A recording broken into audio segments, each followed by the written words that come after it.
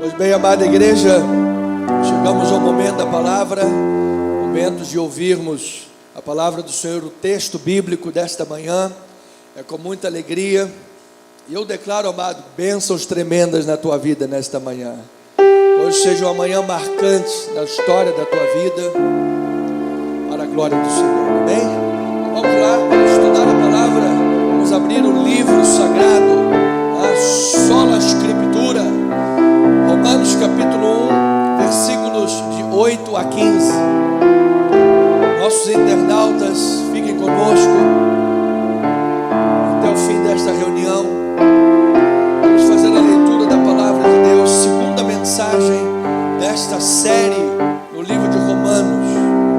Pretendemos caminhar devagar nos textos bíblicos. A minha projeção inicial é ficarmos pelo menos um ano estudando o livro de Romanos, mas bem devagar, com profundidade, sem pressa, aquela comida saborosa para nós degustarmos. É a palavra de Deus, é mais doce que o mel à minha boca. Vamos ler a palavra do Senhor, versículo 8. Primeiramente dou graças a meu Deus, mediante Jesus Cristo, o tocante a todos vós, porque em todo mundo é proclamada a vossa fé.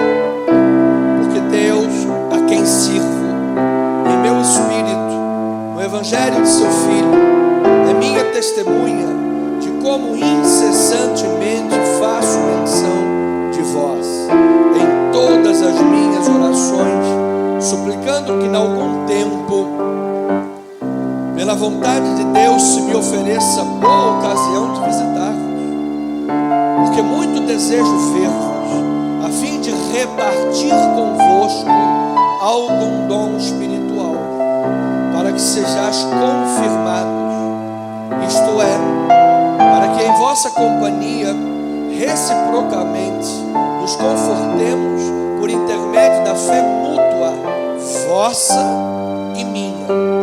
Porque não quero, irmãos, que ignoreis que muitas vezes me propus em ter convosco, porque tenho sido até agora impedido, para conseguir igualmente entre vós algum fruto, porque também entre os outros, assim como também entre os outros gentios, pois sou devedor tanto a gregos como a bárbaros, tanto a sábios como a ignorantes. Por isso, quanto está em mim, estou pronto a anunciar o Evangelho também a vós outros em Roma. Que esta palavra abençoe a tua vida. O estudo desta manhã seja o poder do Evangelho abençoar a vida da igreja. Vamos orar a Deus, vamos regar esta semente da palavra. Pai amado e bendito, Deus maravilhoso, é com um sentimento de muita alegria, é com um sentimento também de muita responsabilidade, que abrimos agora a palavra de Deus para fazer estudo dos textos sagrados. O Pai, Paulo questiona os coríntios dizendo: quem é suficiente para estas coisas? Quem é suficiente para ser cheiro de vida para os que creem e cheiro de morte para os incrédulos? Quem é suficiente? A nossa suficiência vem de Deus. Então agora, Pai, eu peço a tua graça, a tua suficiência, a tua iluminação, a tua capacitação, para que o teu Espírito possa me usar e falar ao coração dos teus filhinhos amados, para que sejam abençoados pela exposição do texto bíblico. Assim nós oramos em nome do Senhor Jesus. E o povo de Deus, amada igreja, ovelhas do Senhor Jesus, digam amém e amém. Muito obrigado, pastora amada, muito obrigado, amado irmão Alcir.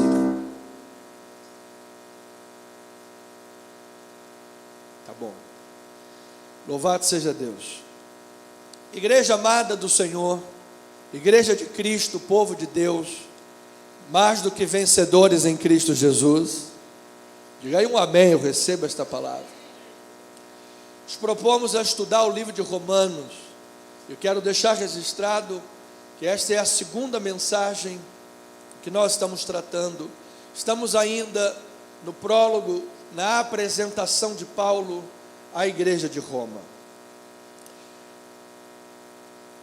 A promessa de Deus sobre a vinda do Messias, o Mashiach, o Salvador do seu povo, aquele que foi profetizado por Isaías, ele tomará sobre si as dores, as enfermidades, para que por suas chagas vocês sejam curados. Esta promessa do Messias e o cumprimento dela são o ponto de apoio da carta de Paulo aos Romanos. Então Paulo está falando sobre promessa e cumprimento de promessa. Está mostrando que Deus tem um plano. Deus está no governo. Deus está na condução. E que a história da humanidade não está à deriva. Deus de fato está no controle de todas as coisas, amado. Assim como está no controle da minha vida e da tua vida.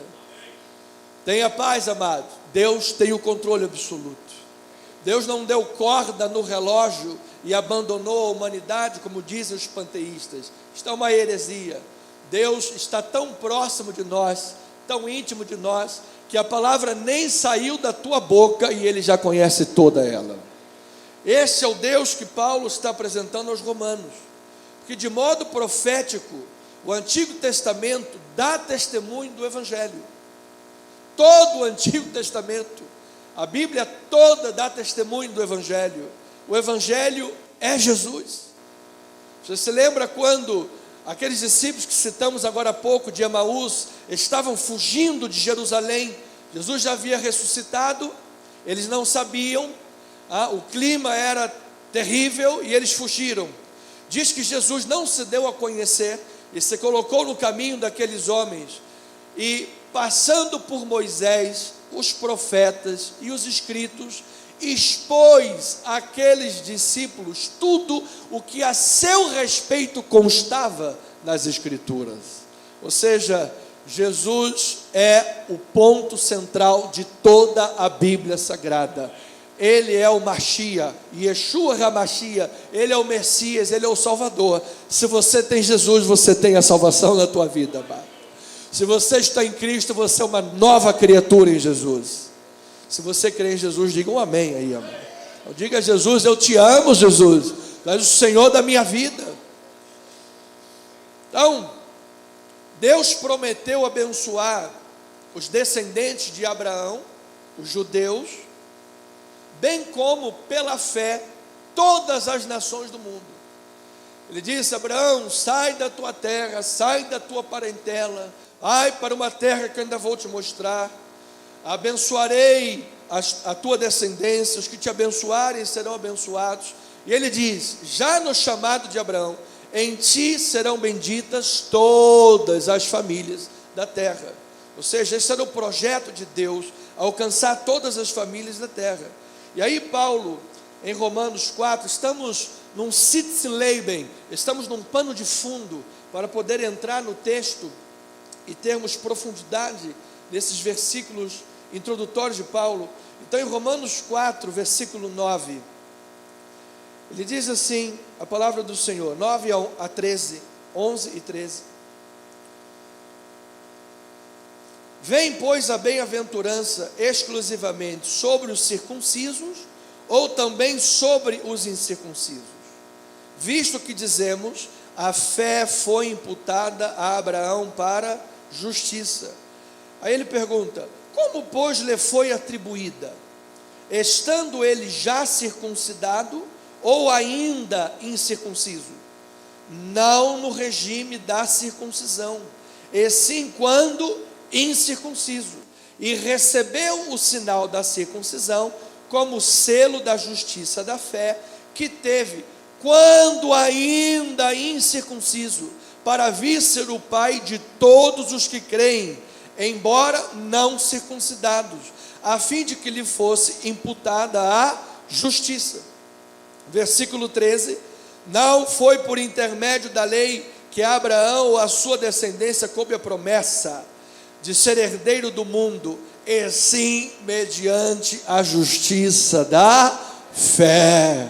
Então é por meio da justiça da fé. Por isso que Paulo diz em 1,17 que o justo viverá por fé. De fé em fé, o justo viverá por fé. Pastor, o que é de fé em fé? É que do princípio ao fim, a vida do justo é pela fé, amados.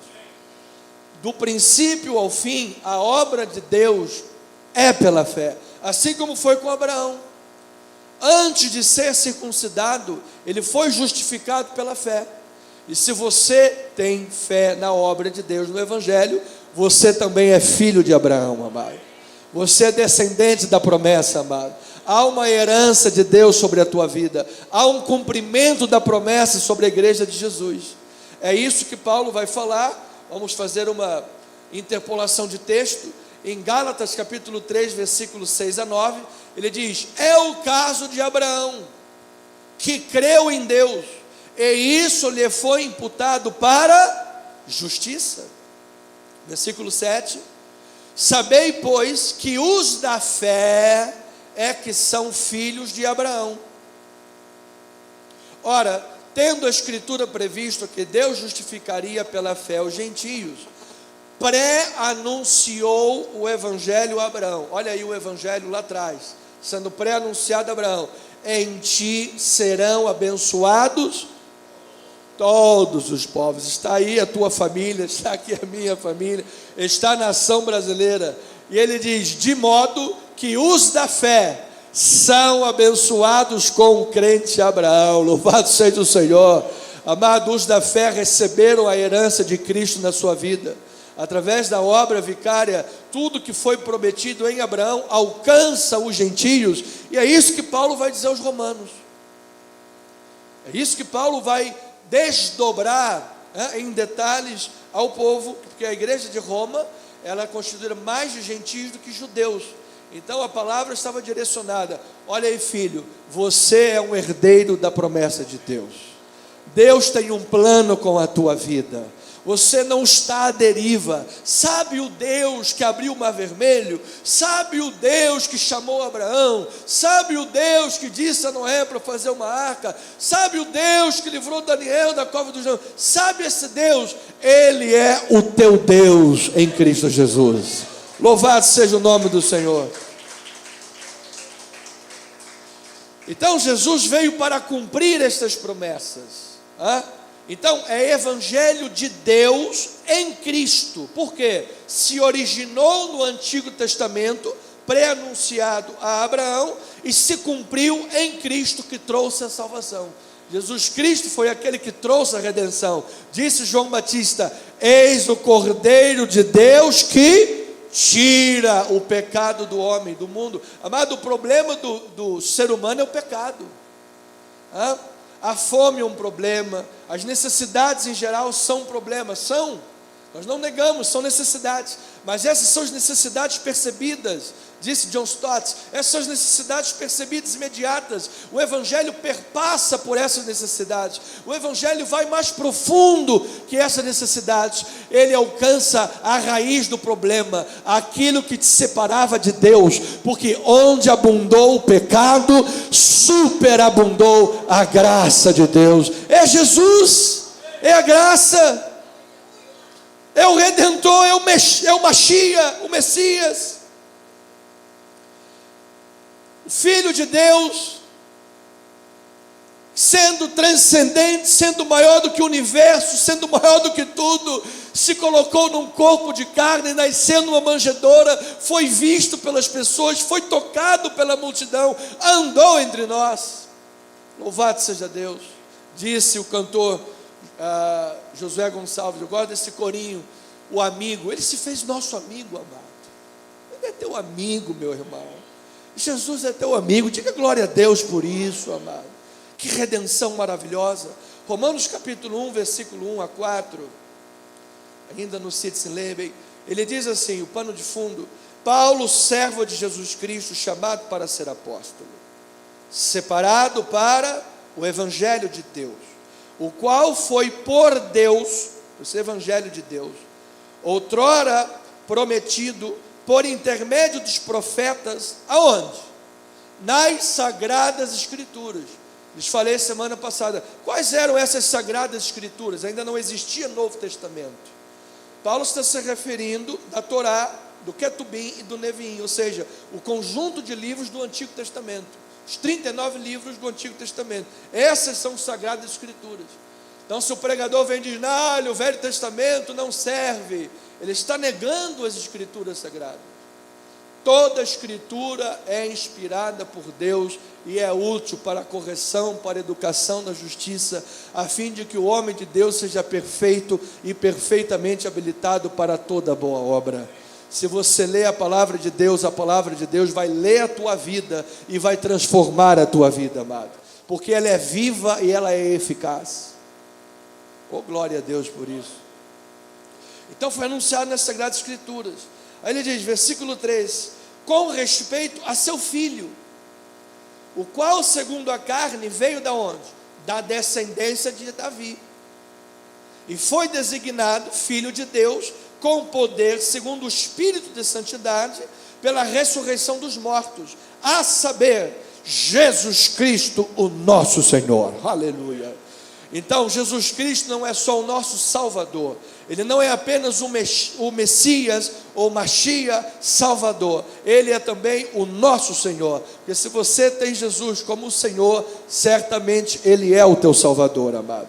Se Ele é o Senhor da tua casa, o Senhor das tuas decisões, o Senhor das tuas vontades, amado. Às vezes vontade carnal vem, mas vontade dá e passa, não é verdade? Se quem conduz a tua vida, amado, é o Senhor, Ele é o Senhor das tuas vontades. A minha vontade é a vontade de Deus. O que eu quero para a minha vida é o que Deus quer. Por isso modula inclusive a nossa oração. Seja feita a tua vontade. Amados, nós podemos orar pedindo cura. Nós podemos orar declarando coisas, amém. É bíblico, a gente pode fazer. Mas uma oração que mais expressa confiança é a oração que diz, Senhor, seja feita a tua vontade. Senhor, se possível, passe de mim esse cálice. O cálice é pesado, o cálice é difícil, mas seja feita a tua vontade. Jesus venceu no Getsemane quando ele se rendeu à vontade de Deus. Toda a história foi anunciada nas Escrituras, pré-anunciada por Deus, e tudo foi conduzido por Deus. Aqueles que na história se renderam à vontade de Deus, venceram, ainda que venceram pela morte, como Estevão, que tombou aqui sendo apedrejado, mas foi recebido por Jesus de pé, num trono de glória, louvado seja o Senhor. Se você pegar a galeria da fé, dos homens santos que a terra não foi digna de ter andando, homens que foram cerrados ao meio, jogados aos leões, às fogueiras, mas homens que não trocariam nenhum milímetro da sua obediência a Deus, porque, amado, aquele que anda em obediência a Deus está andando de acordo com a fé e tem Deus no controle da sua vida, meu amado. Então pode estar tudo difícil, pode estar tudo complicado, pastor, eu não vejo, pastor, é difícil, pastor, às vezes a minha vontade é abandonar tudo, é ir embora, às vezes essa é a minha vontade também, é a vontade de todo ser humano, mas eu vou lhe dizer uma coisa, você não vai desanimar, não vai abrir mão, sabe por quê? Porque Deus está no controle da tua vida, amado. E você vai ser renovado como a águia em nome de Jesus. Se você está esperando no Senhor, os jovens podem se cansar e se fatigar, os moços podem se exaurir e cair, mas aqueles que esperam em Deus sobem com asas como águia, porque Deus é fiel, amado. Deus é fiel. É o que Paulo está dizendo a Roma, olha, toda a Escritura anuncia o Evangelho, toda a Escritura traz a notícia, a boa notícia, que é Jesus Cristo, nosso Senhor. Então Paulo doutrina a igreja, instruindo que existe, esse foi o primeiro ponto, é ponto de promessa e cumprimento. Deus prometeu, Deus governou, Deus cumpriu, nenhuma palavra de Deus falhou, tudo se cumpriu. Segundo ponto que Paulo traz à igreja de Roma como um grande pano de fundo, é que ele doutrina a igreja explicando que existe apenas um povo de Deus. Não existe dois povos de Deus, um povo judeu que vai viver a aliança de Moisés e um povo gentio que vai viver pela fé. Não, em Cristo Jesus a barreira da inimizade foi derrubada. Em Cristo Jesus ambos se tornam um povo só. Então e como ele faz isso? Paulo aplica aos cristãos gentios de Roma, no Novo Testamento, as designações que Deus aplicava aos seus filhos no Antigo Testamento. Então, tudo aquilo que Deus chamava os seus filhos no Antigo Testamento, Paulo vem e chama os cristãos gentios com essas mesmas designações. Veja o versículos 5 a 7, diz a palavra: por intermédio de quem viemos a receber graça e apostolado, por amor do seu nome, para obediência por fé entre quem? Todos os gentios, de cujo número sois também vós, olha aí, chamados para ser de Jesus Cristo. Então eu estou diante de pessoas que foram chamadas para serem de Jesus Cristo. Estou diante de pessoas que são propriedade exclusiva do Senhor. Aqueles que foram selados pelo Santo Espírito da promessa. Aqueles que podem dizer: maior é aquele que está em nós do que aquele que está no mundo. Porque Deus está no controle, Deus está na minha vida, Deus está na sua vida, meu amado. Você não caiu de paraquedas nesse mundo, você é de Deus. Você é de Deus, amado. Porque nos momentos de crise, Satanás lança uma seta. Você? Não, Deus te esqueceu. Você não é filho de Deus, não. Você vai para o inferno. Amado, você foi chamado para ser de Jesus, e ponto. E é por graça. Não é por causa da sua bondade, é apesar da nossa maldade. Apesar de quem nós somos, Ele nos ama. Apesar dos nossos pecados, Ele fez uma obra em nós. Jesus é a pessoa que melhor te conhece, e melhor conhece o seu pior. Será que se todos soubessem tudo que você pensa 24 horas por dia, teriam a mesma concepção de você e de mim? Será que se as pessoas soubessem tudo que eu penso e falo durante 24 horas por dia, toda a minha vida, teriam a mesma concepção de mim? Jesus sabe, Jesus conhece, e mesmo assim Ele me ama. Jesus sabe toda a tua vida, e mesmo assim Ele ama você. Por isso Paulo diz: a ninguém conhecemos segundo a carne. A ninguém conhecemos segundo a carne, porque nós somos uma nova criatura em Cristo Jesus. E as coisas antigas, graças a Deus, Deus nos deu capacidade de esquecimento, mano. Esquecendo-nos das coisas que para trás ficam e avançando para as que diante de mim estão, prossigo para o alvo, para o prêmio da soberana vocação de Deus em Cristo Jesus. Você é um vocacionado, amado. Vocação não é quando todas as portas se fecharam e agora está tudo fechado, eu vou lá. Isso é vocação. Isso não é vocação, isso é oportunidade, oportunismo talvez. Vocação é quando todas as portas estão abertas, mas você diz: eu só consigo entrar por essa porta. Eu tive um professor no seminário, o pastor Dionísio. Na verdade ele não é pastor, não quis, ele é professor. Ele diz assim: esse negócio que Deus chama, chamado, escolhido, eleito, eu vou provar que esse negócio é uma heresia. E ele se desviou, foi para o mundo. Ele disse: não consegui. Eu me sentia sujo, lama. Nem pecar eu conseguia, nem para pecar eu servia. Deus me chamou de volta. Eu sou uma ovelhinha de Jesus. Louvado seja o Senhor, Pai. Obrigado pela tua graça maravilhosa. Então nós somos chamados de Deus. Aí ele diz: chamados para a sede de Jesus Cristo. Versículo 6. De cujo nome sois vós chamados para a sede de Jesus. A todos os amados de Deus. Amados de Deus. Sabe quem foi chamado de amado diversas vezes? Foi Daniel. Daniel, homem muito amado. Você imagina um anjo chegar assim perto de você? Você nem precisa de anjo, né? Você já tem o próprio Deus que declarou isso. Você imagina chegar assim: amado, você é um amado de Deus. Amado, se Jesus me ama, eu estou bem, louvado seja o Senhor. Jesus te ama, amado. Jesus te ama, amado. Amados de Deus, que estás em Roma, que estás na Tijuca. Amados de Deus, que estás na Tijuca. Deus tem um plano com a tua vida, amado. Chamados para serdes santos. Aleluia. Santo e irrepreensível, separado do mundo. Amado, eu vou lhe dizer uma coisa: você não foi chamado para se encaixar no mundo, pelo contrário, você foi separado do mundo. Você foi separado do mundo, você é de Deus.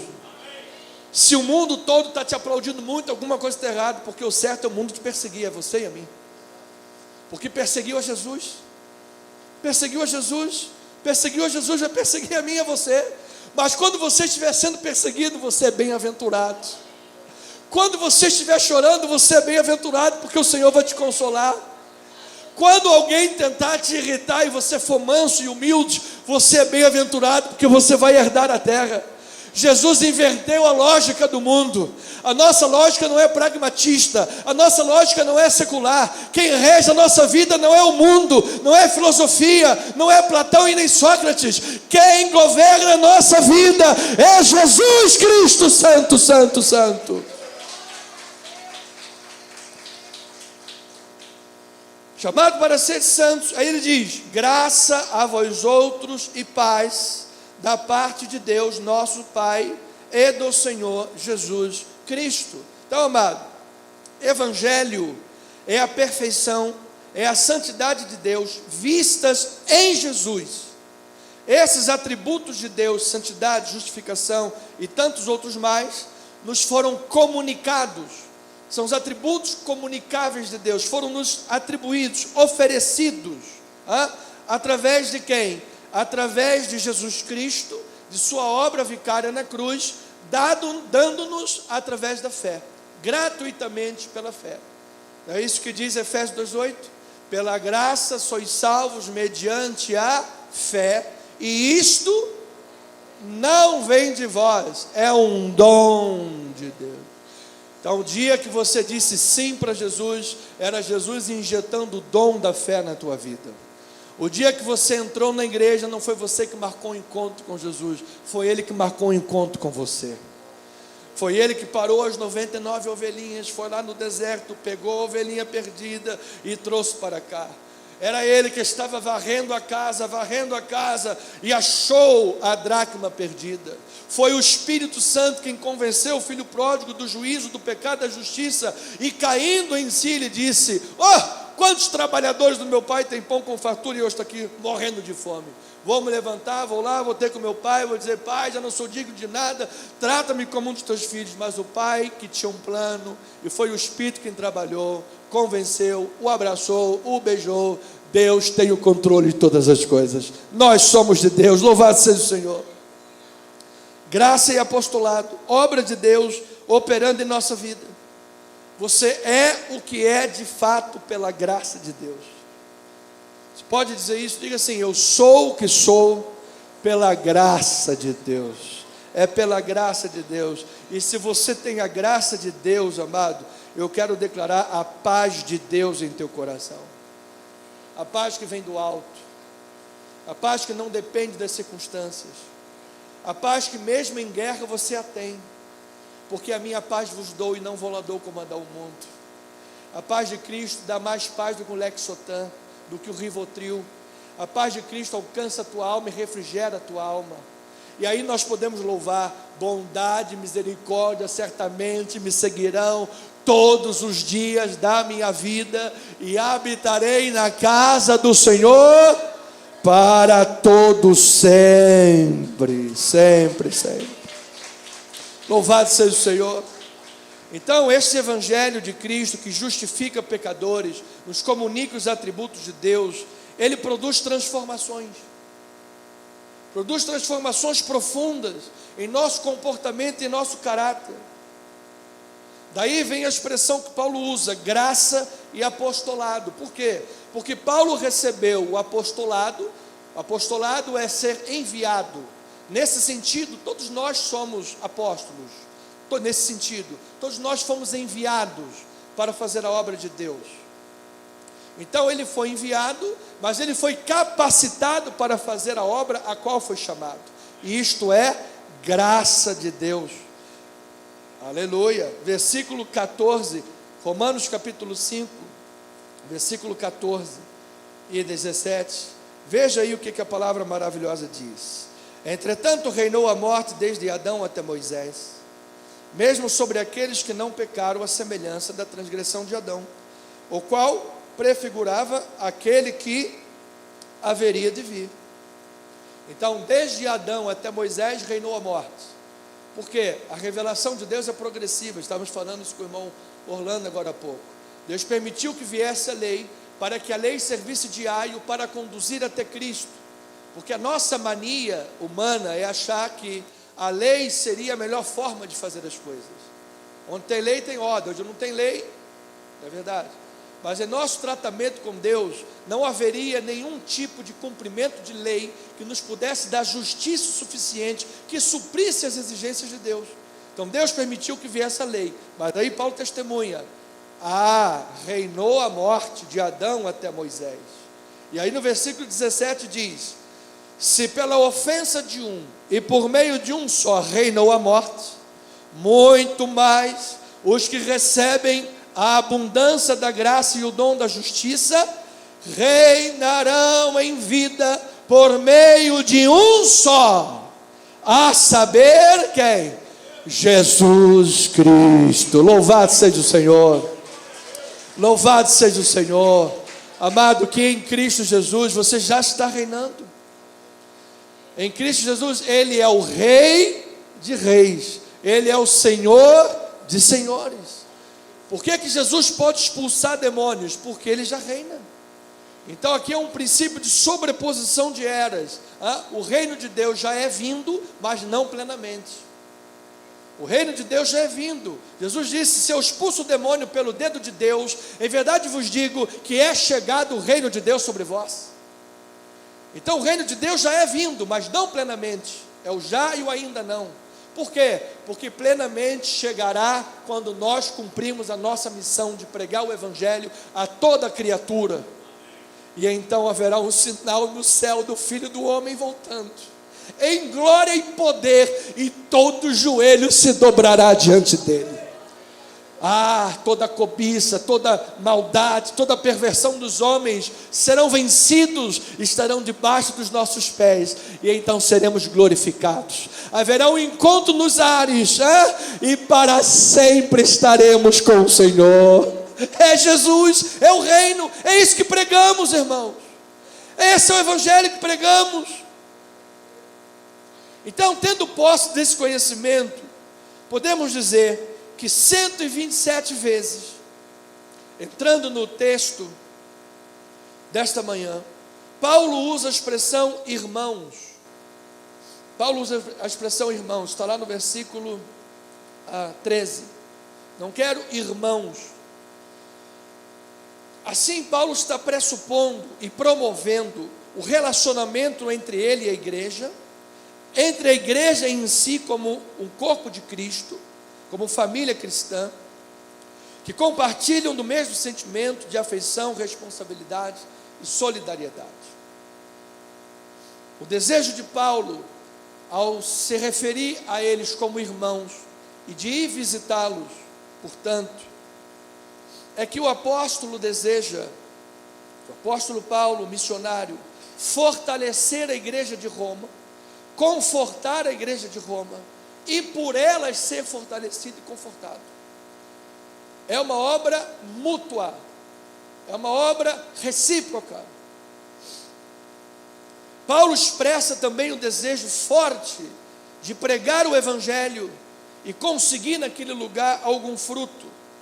E assim ele retoma a ideia desses 7 primeiros versículos que vimos agora, que é a introdução do livro de Romanos 1-7. Ele retoma a ideia desses 7 versículos de que ele é Paulo, apóstolo aos gentios, servo de Deus, para pregar o evangelho. Ou seja, ele é servo, doulos, do grego, ou seja, ele é um servo de Deus, e ele recebeu um apostolado, ele foi enviado com uma mensagem. Essas são os credenciais de apresentação. E quando ele diz, eu vou até vocês, eu vou para confortar e ser confortado, eu vou para compartilhar dons e ser abençoado com os vossos dons. Nós somos a igreja de Cristo, nós somos o povo de Deus. Então, se tiver que reduzir a mensagem toda em uma frase, seria esta: a ideia central do texto desta manhã. O dom espiritual a ser compartilhado tem relação com a importância do corpo de Cristo na vida pessoal de cada crente. Ninguém é uma ilha, nós precisamos uns dos outros. Ninguém é uma ilha, irmãos, nós precisamos uns dos outros.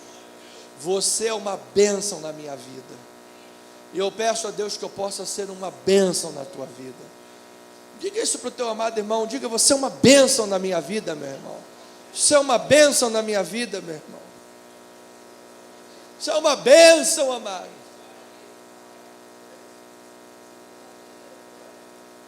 Mesmo sendo flamenguista, você é uma bênção na minha vida. Mesmo torcendo para o Vasco perder daqui a pouco.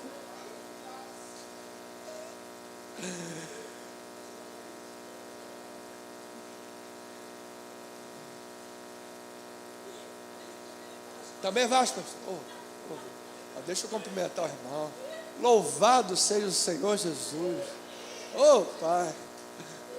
Eu ia até pedir um aplauso, mas não vou pedir porque a maioria é flamenguista. Mas então, vou pedir aplauso, vou receber vai, então deixa para lá.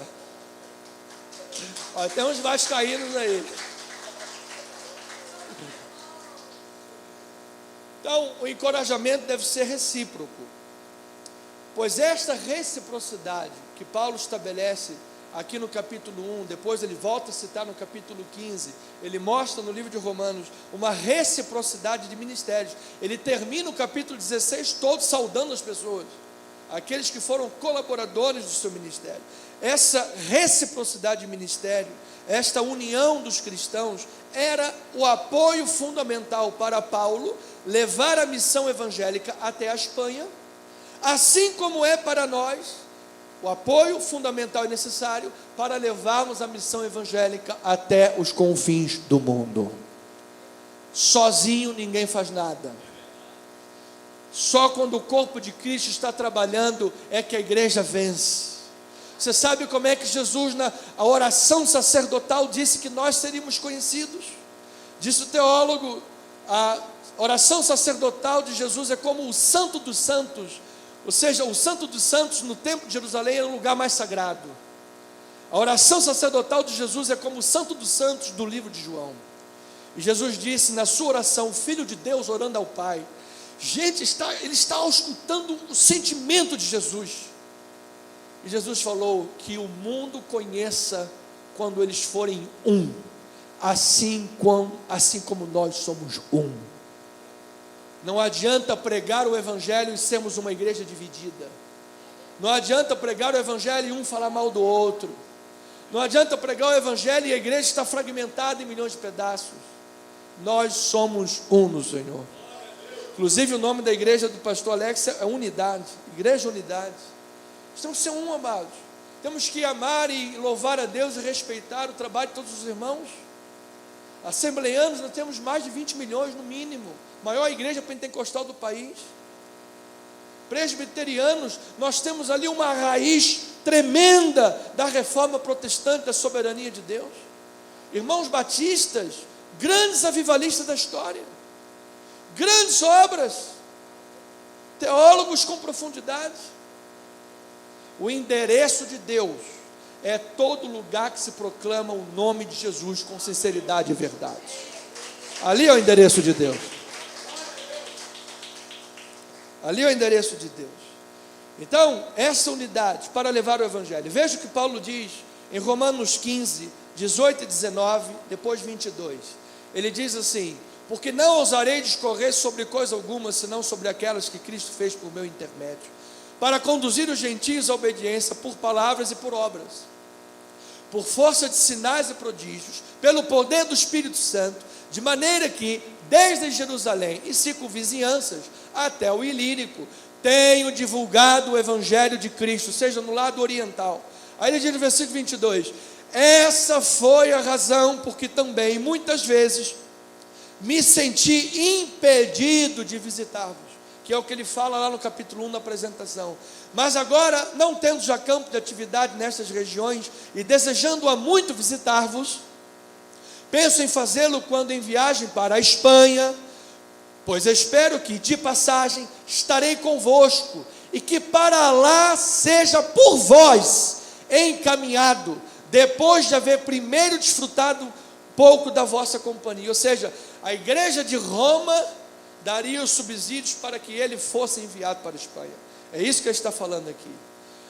Mas agora estou de partida para Jerusalém, a serviço dos santos, porque aprove a Macedônia e a Caia levantar uma coleta em benefício dos pobres, dentre os santos que vivem em Jerusalém. Isso lhes pareceu bem, e mesmo eles são devedores, olha isso, mesmo eles são devedores, porque se os gentios têm sido participantes dos valores espirituais dos judeus, devem também servi-los com os bens materiais. Tendo, pois, concluído isto e havendo-lhes consignado este fruto, passando por vós, irei para a Espanha, e bem sei que ao visitar-vos, irei na plenitude da bênção de Cristo Jesus. Ele estava dizendo, igreja amada do Senhor, nós somos o corpo de Cristo. Eu vou até vocês para abençoar, e vocês irão também me abençoar. Essa unidade do corpo de Cristo irá propiciar que a missão evangélica chegue até onde eles pensavam ser o fim do mundo naquela época, a Espanha. Esse era o projeto de Paulo. Lucas termina Atos e não diz se ele foi ou não à Espanha, mas termina Atos abruptamente, sem dizer se ele foi ou não, propositalmente, porque a Bíblia é um livro inspirado de soberania de Deus. Sabe por que o livro não diz, amado? É porque eu tenho que ir à Espanha, você tem que ir à Espanha, nós temos que fazer a obra que aqui abruptamente acabou-se. Estamos vivendo Atos 29, irmãos amados, estamos vivendo a obra do Espírito Santo, e só faremos a obra do Espírito Santo se pelo Espírito Santo formos corpo de Cristo unido, porque muitos são os dons, mas um é o Espírito que age no seu corpo. Então, o dom espiritual a ser compartilhado tem relação com a importância do corpo de Cristo na vida pessoal de cada crente. Paulo está dizendo que nenhum cristão é uma ilha. Antes ele faz parte do todo, o corpo de Cristo. Note, amado, mesmo Paulo, servo intrépido na pregação do Evangelho, o homem mais influente do Ocidente depois de Jesus, ele diz que precisa daqueles irmãos. Amado, se Paulo precisava dos irmãos, eu e você também precisamos. Se Paulo precisava da igreja, nós também precisamos. Então diz o versículo 11 e 12, na sexta-feira nós vamos explicar o versículo de 8 a 10, porque sexta-feira é live de oração. O versículo de 8 a 10 ele fala sobre oração, então nós vamos guardar esses versículos para a live. Vamos explicar versículo 11 e 12. Ele diz assim: porque muito desejo ver-vos, a fim de repartir convosco algum dom espiritual, para que sejais confirmados. Isto é, ou seja, ele vai falar agora como se estivesse se corrigindo, isto é, para que em vossa companhia reciprocamente nos confortemos por intermédio da fé mútua vossa e minha. Então o Evangelho de Cristo Jesus tem o seu caráter teológico. Nós estudamos acerca de Deus, amém. É impossível esgotar esse conhecimento, porque Deus não está dentro da nossa caixinha. Se alguém disser, eu sei tudo de Deus, bom, então Deus está dentro da sua caixinha e Ele é menor do que você. Nem na eternidade vamos saber tudo sobre Deus. Explica a Trindade, não dá, mas eu creio. Deus é Pai, Filho e Espírito Santo. Então o Evangelho é teológico, Mas o Evangelho é também sociológico, porque a fé em Jesus deve resultar no suprimento de necessidades sociais das pessoas. Amado, faça amizades na igreja, crie boas relações na igreja, case-se na obra do Senhor, não entre em julgo desigual. Quer marcar aquela pizza, a lasanha, chama o pastor que ele vai. Botar a lasanha no meio, amado.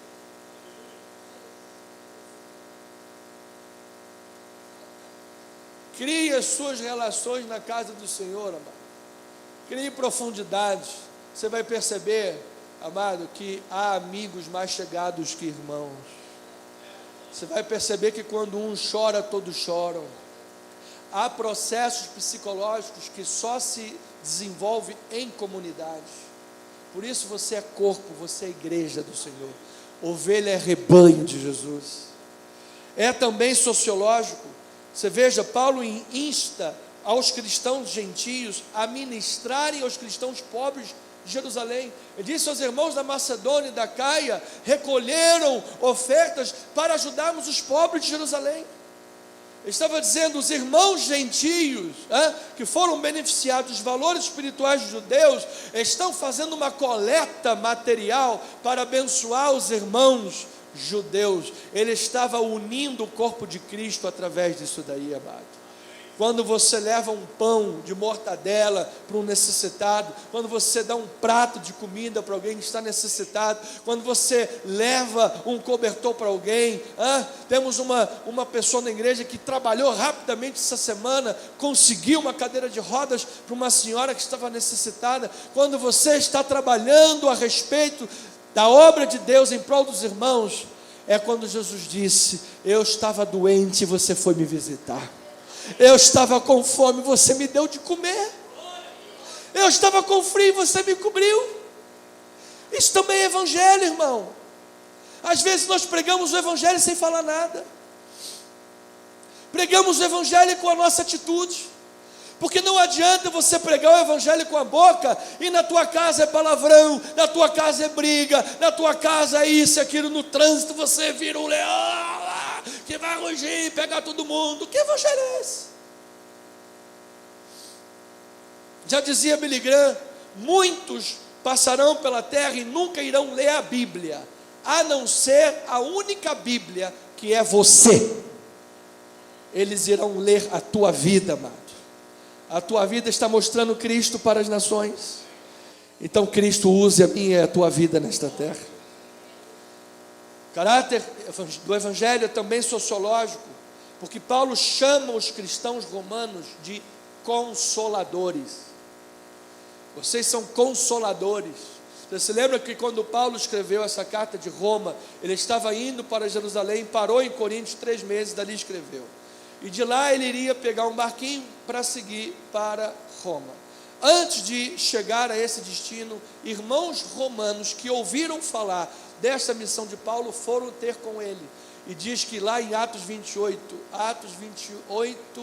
acho que 15 se não me engano, diz que Paulo se sentiu confortado quando viu os irmãos romanos chegarem. Ali ele mostrou a importância da unidade dos crentes no mundo, amado. Às vezes ele falou isso sobre Tito também, um cooperador lá aos Coríntios escrevendo. Falou sobre Timóteo, falou sobre Lucas, que quando todos o abandonaram, Lucas não abandonou, permaneceu com ele quando ele estava com frio, preso em Roma, e escreveu pedindo um cobertor. Haverão momentos na vida, amado, que as pessoas serão verdadeiramente anjos de Deus na nossa história. Pessoas serão verdadeiramente o braço de Deus na nossa história. Momentos que talvez você sinta que acabou e Deus vai falar, não acabou. Eu vou colocar alguém aí que vai te ajudar, filho. Alguém aí que vai abrir a porta que você está precisando. Alguém que vai abraçar você. Eu sempre me lembro disso, há muitos anos atrás, eu era garoto, estava orando, Deus, eu preciso de um milagre. Não sabia nada, mas na minha realidade de vida eu estava desesperado, precisava de um milagre. Cheguei na igreja, uma irmã que nunca me viu me abraçou. Eu comecei a chorar. Ali eu recebi o meu milagre. Você sabe que Deus sabe mais do que você mesmo, do que você necessita.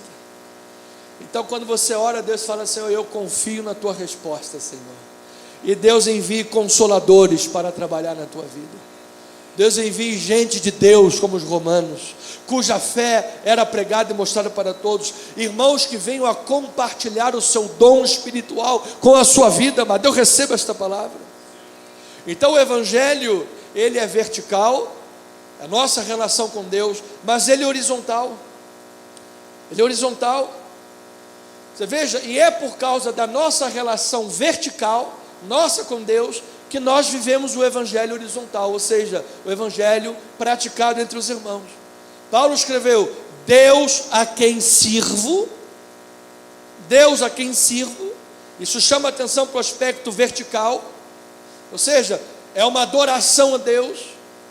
Amado, quando nós estamos servindo a obra de Deus, nós estamos adorando a Deus. Adorar a Deus é algo que nós fazemos todos os dias. Nós somos adoradores. Nós acordamos adoradores. Nós vamos dormir como adoradores. Tudo que nós fazemos em palavras, em obras, seja orando, seja cantando, seja para o louvor da glória do nosso Deus. Você agora está em adoração. Você está se alimentando da palavra e você está cultuando a Deus.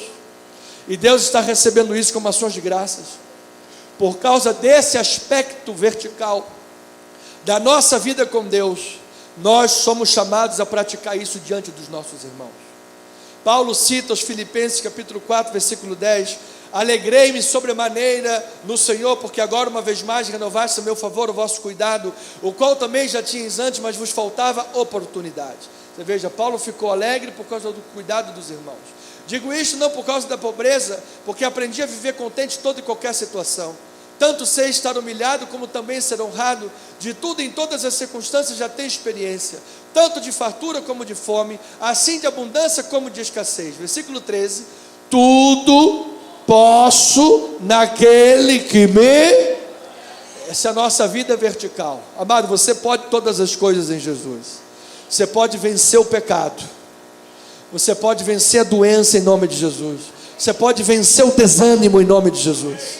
Você pode tudo. Mas a vida espiritual para aí? Não. Versículo 14: Todavia fizestes bem, associando-vos aonde? Na minha tribulação. Então mesmo o homem que está dizendo: eu posso tudo naquele que me fortalece, é que ele está dizendo, em outras palavras: graças a Deus que Deus levantou irmãos para me ajudar. Graças a Deus que Deus levantou irmão para me suprir. Quando eu estou triste, quando eu estou desanimado, quando eu estou deprimido, quando eu estou me sentindo abandonado, quando os problemas tentam me sufocar, Deus sempre levanta uns Romanos, Deus sempre levanta um Tito, Deus sempre levanta um Lucas, Deus sempre põe um Timóteo no caminho, Deus sempre traz um Paulo missionário, Deus sempre levanta um irmão que vem com uma palavra. É o dom que Deus deu àquela vida, amado, para abençoar você. Isto é corpo, isto é obra de Deus. Martin Luther King disse: I have a dream. Eu tenho um sonho. Eu sonho que um dia meus 4 filhos pequenos viverão numa nação onde não serão julgados pela cor da sua pele, mas pelo conteúdo de seu caráter. Esse foi o aspecto social do Evangelho praticado no meio da sociedade. Nós somos evangélicos e praticamos o Evangelho não dentro da igreja também, especialmente lá fora, quando a gente estiver vivendo na sociedade, no meio do trânsito, no meio do trabalho, no meio da vida, no dia a dia. Deus vai usar a tua vida, meu amado. Aqui você vem para confirmar uns aos outros, reciprocamente, um ajudando o outro em oração. Agora, que esse sonho de Martin Luther King Jr. Se cumpra especialmente na igreja e a partir da igreja. Que nós sejamos veículos para abençoar a nossa nação. Eu recebo esta palavra.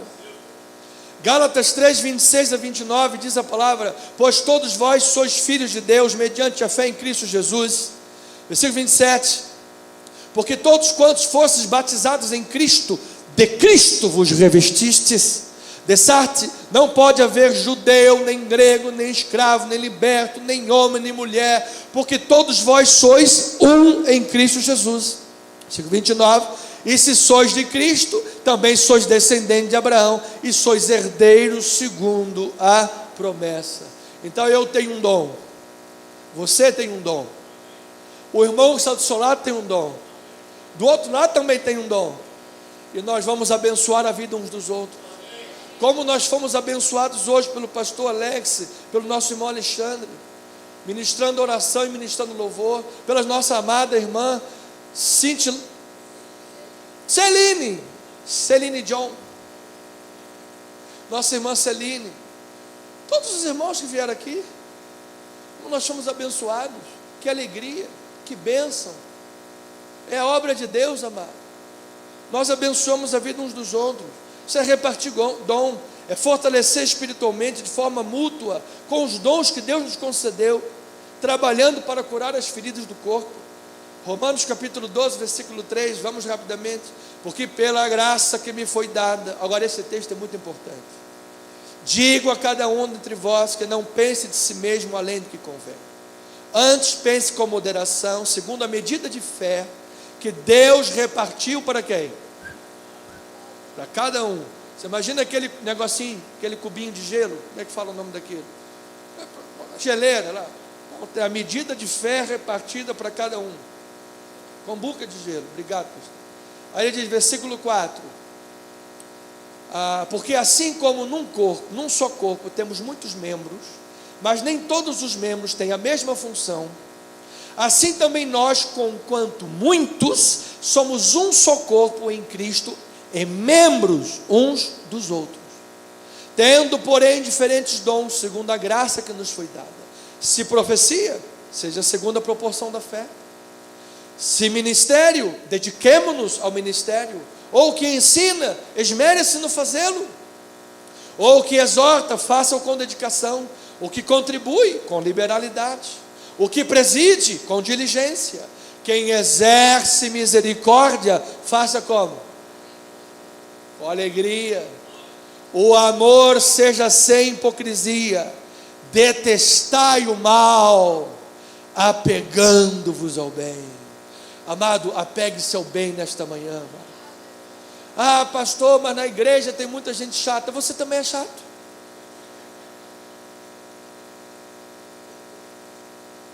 Eu sou chato dos chatos. Eu sou chato pra caramba. Minha mãe está falando que não, né? Pois é, mãe é mãe, né? Mãe é mãe. Não, amado, é no corpo de Cristo, é a teoria do pouco espinho, você já viu? Pouco espinho estava lá um ferindo o outro, não, esse negócio, vamos ficar se afastados. Aí se afastaram, só que aí veio o inverno muito rigoroso, eles começaram a morrer de frio. Aí, gente aqui vai morrer sozinho, vamos juntar de novo, todo mundo junto, ficar quentinho. A gente dá uma espetadinha um no outro, mas a gente sobrevive. É a teoria do pouco espinho, amado. Junto nós sobrevivemos. Juntos nós fazemos a obra de Deus. Juntos nós vamos levar o Evangelho à Espanha. Juntos o mundo vai ver Cristo em nós. Juntos o diabo vai ser envergonhado. Um por todos e todos por um.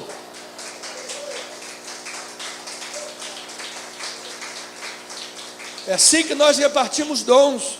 Então, amados, é assim que nós nos confortamos. Cada um dá o que tem e recebe o que lhe falta. Eu recebo esta palavra. Cada um dá o que tem e recebe o que lhe falta. Então não há ninguém que seja tão desprovido de dom espiritual que não possa de alguma forma contribuir. Você sabe qual é o problema, amado? O problema é a má vontade e o orgulho que nos impedem dessa mútua edificação. Por isso Paulo começa a falar de um texto que nós lemos agora de Romanos 12, que vai falar sobre os dons e a dedicação aos dons que Deus lhe deu. Como é que ele começa? Cada um não pense de si além do que convém. Porque quando a gente começa a pensar de nós além do que convém, eu acho que eu sou o último gole da água do deserto, eu acho que eu sou o último rosquinha do saco de biscoito, o último gole de Coca-Cola. Aí pronto, Aí a soberba sobe a cabeça. E a Bíblia diz: a soberba precede a ruína, a queda. E aí, amado, ao invés de ter uma igreja unida, as pessoas se dividem. Amado, você sabe quem tem que brilhar na obra de Deus? É Jesus Cristo. É Ele quem tem que brilhar, amado. É Ele que é Senhor. Paulo, quando se apresenta à igreja de Roma, ele não se apresenta: olha, eu sou Paulo, hein? Eu sou o cara, Roberto Carlos, esse cara sou eu. Nada disso. Ele apresentou-se como: eu sou doulos. Doulos é servo, escravo. E ainda sendo servo, escravo, um doulos apóstolo, ou seja, com uma mensagem: eu vim aqui para falar o que ele mandou eu falar. Então, se você é escravo do Evangelho, amado, você jamais vai ser escravo de qualquer outra coisa. Ser escravo do Evangelho é ser liberto de todas as coisas, para a glória do Senhor. Então eu tenho aí 5 minutos para chegar ao fim. Precisamos permitir, amados, que uns aos outros usem a fé e os dons que o Senhor lhes concedeu para nos edificar. Timothy Keller diz assim: nunca deveríamos ir embora de um culto a Deus, tendo passado tempo rodeados de irmãos na fé, sem trocarmos mutuamente o encorajamento, a força da fé. Amado, nunca saia da igreja sem trocar uma palavra com o teu irmão, abençoar a vida do outro. À medida que você abençoa, você é abençoado também. Então, pastor, como é que nós podemos edificar uns aos outros? Olha, nós podemos lembrar, por exemplo, que Deus declarou que Paulo declarou na Bíblia Sagrada, inspirado por Deus, que Jesus é o Filho amado. E o próprio Deus o declarou: este é o meu Filho amado em quem me comprazo. Amado, saber que Jesus é o Filho de Deus, Salvador do corpo, edifica você? Você pode lembrar que Jesus Cristo, ressurreto em poder e glória, governa a nossa vida. Saber que Deus está no controle da tua vida edifica a tua vida? Então diga: Deus está no controle da minha vida. No controle da minha vida é Deus. Você pode lembrar de que pela fé em Jesus nós desfrutamos de graça e de apostolado. Ou seja, você foi chamado por Deus para pregar, e é Deus que te capacita para fazer esta obra. Isso edifica a tua vida, meu amado irmão. Então não se sinta incapaz, não se sinta menor, não se sinta inadequado, porque foi Deus quem te chamou. Não foi o pastor quem te chamou, não foi o bispo que te chamou, não foi o irmão que te chamou. Quem te chamou foi Deus. Foi Deus. É graça e é a paz que vem do alto. Isso edifica a tua vida, amado. Então diga: eu recebo a paz de Deus em meu coração, a paz que excede todo entendimento. É assim, amados, que nós vemos em comunidade a fé e a obediência na vida de pessoas transformadas pelo Evangelho, e nos sentimos mutuamente edificados. Como é bom ver um irmão em Cristo dizendo amém, glória a Deus. Como é bom ver outro irmão citando um salmo, um outro irmão cantando, e o corpo de Cristo trabalhando. Isto é simplesmente maravilhoso. Então eu concluo a mensagem, amado, aplicando Romanos 1,13, parte A. Ele diz assim, a palavra do Senhor: porque não quero, irmãos, que ignoreis que muitas vezes me propus ir ter convosco, no que tenho sido até agora o que? Impedido. Nós lemos aqui que Paulo estava lá nos seus empreendimentos missionários no Oriente, e por isso se sentiu impedido de ir a Roma. Então isso quer dizer o que, amado? Aquilo que parecia para Paulo um problema, ter sido impedido de ir a Roma, na verdade se tornou uma grande bênção. É, pastor? É. Como Paulo foi impedido de ir até a igreja de Roma, o que é que ele fez? Escreveu uma carta para ela. A carta que Paulo escreveu para Roma, por ter sido impedido de ir para lá, é a carta que está abençoando a nossa vida nesta manhã. É o livro de Romanos. Se Paulo logo tivesse ido, talvez não existisse Roma, a carta de Romanos. Então eu quero lhe dizer, amado, você acha que os impedimentos, os problemas são ruins? Amado, Deus está no controle da tua vida. Você confia em Deus. Você confia em Deus. Quando tudo parece que está dando errado, quando tudo parece que é contra. Eu vou lhe dizer uma coisa: quando o nosso desejo não é realizado, é porque há um desejo maior em curso e nós não sabemos. Há um desejo maior.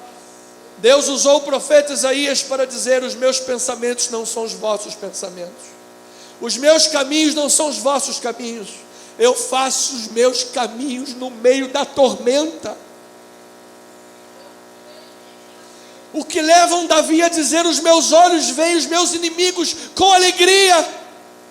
Esse homem era bipolar ou ele era maluco? Ver os seus inimigos e sentir alegria. Nem bipolar e nem maluco. Ele sabia o Deus em que ele acreditava. É que Deus transforma maldições em bênçãos. Vós, na verdade, intentastes o mal contra mim, porém Deus o tornou em bem, para fazer como vedes agora, que se conserve muita gente em vida. Isso disse José para seus irmãos, que o venderam, deram como morto, ele se tornou escravo. Mas ele disse: em tudo aquilo que parecia ruim, era a mão de Deus. Era a mão de Deus, era a mão de Deus. Amado, é a mão de Deus que está no controle da tua vida nesta manhã. Parte B do versículo 13, ele diz: para conseguir igualmente entre vós algum fruto, como também entre todos os gentios. Então, a primeira aplicação foi: confia em Deus. Porque nós não podemos ouvir uma mensagem e dizer: pastor, o que eu vou fazer com essa mensagem agora? Eu ouvi um monte de coisa, o que eu faço? Em primeiro lugar, confia em Deus. O Deus que anunciou o Evangelho desde o Antigo Testamento e o cumpriu em Jesus, e toda a palavra dele foi cumprida, esse Deus é digno de confiança. Confie em Deus. Confie em Deus. Parte B, ele queria repartir algum fruto. Recolher o fruto é, acima de tudo, a recompensa de suas atividades apostólicas. Ou seja, ele queria conquistar novos convertidos, fortalecer os irmãos e levá-los à obediência da fé. Esse é o teu propósito. Esse é o meu propósito. Quando nós fazemos a obra de Deus, esse é o principal fruto que queremos recolher. Vidas que digam: eu recebo Jesus como o Senhor da minha vida. Nós temos vivido para recolher esse fruto. Nós temos vivido para a glória de Jesus. Nós temos vivido para pregar o Evangelho. Ou quando algum irmão recebe uma vitória, a gente tem inveja. Quando algum irmão pega o diploma de bacharel, aí a gente diz: ele é orgulhoso, agora vai usar um anel de direito. Quando alguém aparece lá com uma motoca nova, um carrinho novo, o que ele fez? Roubou. Amado, nós precisamos querer o bem uns dos outros. Nós precisamos querer ver a glória de Deus na vida dos outros. E quando isso for tão sincero, tão sincero, tão sincero no coração da igreja, como foi no coração de Jó, quando ele estiver orando pelos seus amigos e a igreja orando, Deus vai abençoar a tua vida também, amado. Isso se chama mutualidade. Deus opera nisso aí. Em último lugar, versículos 14 a 16. Pois sou devedor, tanto a grego como a bárbaros, tanto a sábios como a ignorantes. Por isso, quanto está em mim, estou pronto a anunciar o Evangelho também a vós outros em Roma. Versículo 16. Pois não me envergonho do Evangelho. Por quê? Porque é o poder de Deus para a salvação de todo aquele que crê, primeiro do judeu e também do grego. Diga um aleluia aí, amado. Olha, eu declaro o poder do Evangelho na tua vida, amado. Não apenas aquela lembrança que a gente tem no dia da conversão, mas o poder do Evangelho todos os dias na tua vida, amado. Então Paulo mencionou as 3 disposições do seu coração em relação ao Evangelho. Primeiro, eu sou um devedor. Sabe o que é isso? Você imagina que o irmão Jorge me dê R$100 para eu entregar esses R$100 ao irmão Eliardo. Ele me entregou os R$100 para eu entregar ao irmão Eliardo. Enquanto eu não entregar os R$100 ao Eliardo, eu sou o devedor do Eliardo. Deus te entregou o Evangelho. O Evangelho é precioso. Enquanto você não entregar esse Evangelho à próxima criatura, você é devedor. Você é devedor. Ele é devedor. Nós somos devedores. De graça recebeste, de graça dai. Essa é a obrigação do Evangelho, é para toda criatura. Ele disse que estava pronto. Ou seja, essa é a dedicação do ministério. Como obreiro devemos ser aprovados. Obreiro que maneja a palavra de Deus para sermos aprovados e podemos seguir. Feliz é aquele a quem Deus louva, não aquele que se louva. Amado, você é feliz quando Deus diz para você: muito bem, filho, servo bom e fiel. Servo bom e fiel. Paulo diz, pregando as coisas, diz: eu prego isso a vocês para que eu não venha a ser desqualificado. Gente, o maior pregador da história depois de Jesus colocou a possibilidade de uma desqualificação ministerial. E às vezes nós, em nossa pretensão, nos achamos os tais. Amado, somos os menores. Cabe-nos a nós diminuir para que ele cresça. Quanto menores formos, maior ele será na obra de Deus. O poder é de Deus, amado. A chamada é de ouro, mas o vaso é de barro. Confie em Deus, entregue a tua vida nas mãos do Senhor e esteja pronto para fazer a obra, dando glórias a Ele. E ele disse: eu não me envergonho do Evangelho. Por quê? Porque o Evangelho é o poder de Deus para a salvação. Então Paulo é devedor como servo, está pronto como apóstolo e não se envergonha como cristão. Por quê? Porque ele sabe de onde ele foi tirado. Ele sabe de onde ele foi separado. Ele foi separado da estrada de Damasco. Foi dessa estrada que nós fomos tirados também. Um dia estávamos na estrada de Damasco, na ignorância das nossas certezas, na ignorância da nossa sabedoria, na estrada de Damasco, perseguindo os cristãos. Mas diz que Jesus se colocou no caminho dele, e ele caiu um perseguidor, e se levantou o maior pregador da história. Ele caiu na ignorância dos seus pensamentos, e se levantou na humildade da obediência, porque ele foi conduzido pela mão até Damasco, e em Damasco permaneceu em oração, até que Ananias chegou até ele e disse: eu fui enviado por Jesus. Ali o corpo de Cristo estava trabalhando. Todas as vezes que nós estamos em obediência e andando no caminho de Jesus, sabendo de onde Jesus nos tirou, amado, pode ter certeza, de um jeito ou de outro, Deus vai fazer a obra na tua vida. Então, termino com a frase de Franz Lignadert, um teólogo francês: o evento decisivo da história do mundo é, sem dúvida, a pregação do Evangelho de Cristo. A pregação do Evangelho de Cristo é o evento decisivo na história da humanidade. Não é o valor do dólar, não é a cotação das bolsas, é a pregação do Evangelho. Pois ele instaura no processo de desenvolvimento dessa história natural uma história sobrenatural, e inaugura neste mundo dos homens o mundo de Deus. É no desenvolvimento da nossa história natural, a caminho de Damasco, que Deus põe alguém para instaurar em nossa vida os caminhos de Deus. Paulo se tornou o maior pregador depois de Jesus. Martinho Lutero criou a grande reforma protestante com Romanos capítulo 1, versículos 16 e 17. E nós? O que estamos fazendo com essa notícia? O que estamos fazendo com esta palavra? Que o mundo de Deus seja inaugurado e prevaleça na vida de todo aquele que crê.